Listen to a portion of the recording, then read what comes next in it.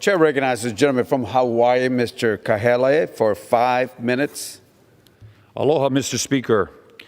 My ohana is from the last native Hawaiian fishing village in Hawaii, Miloli'i. You've likely never heard of Miloli'i, and if you haven't heard of the small fishing village of Miloli'i, then you probably haven't heard of Kalapana.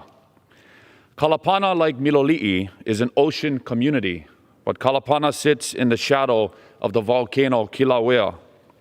For decades, this area has been shaped by the various destructive lava flows that have flowed through, but no matter how many times this happened, the people of Kalapana remained resilient and proud of their community. Mr. Speaker, I can think of no one who embodied the pride and resilience of being Kalapana born and raised than William Punapaiaʻi Kahele Kenoi, known to most as Hawaii Island Mayor Billy Kenoi. Billy Kenoi would probably talk about the papaya fields of Kalapana and the mentors that helped him see the world outside of them.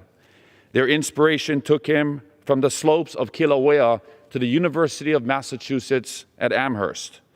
From there, the boy from Kalapana walked with reverence through these very halls, which he regarded as a heiau, or spiritual center of democracy, as a congressional intern with the legendary Senator Daniel K. Inouye. He then went on to attend the William S. Richardson School of Law at the University of Hawaii at Manoa.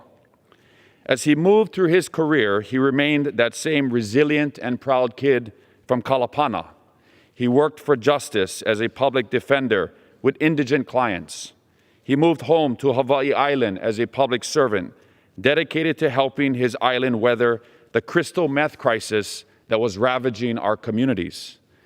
His leadership in crisis, born of the lava flows and fields of Kalapana, eventually translated to leadership at the island level when he was elected as Hawaiʻi County Mayor in 2008. Nobody could deny Billy's charm, keen political drive, and charismatic leadership. And for all his high-level leadership and larger-than-life personality, he left his mark in the individual interactions he had with people, always kind and authentic. Some of us had the fortune of getting to know him as a friend. For me, he was also a mentor. I will always remember Martin Luther King Day, January 2016, because it was the day my father had a heart attack and passed away a week later.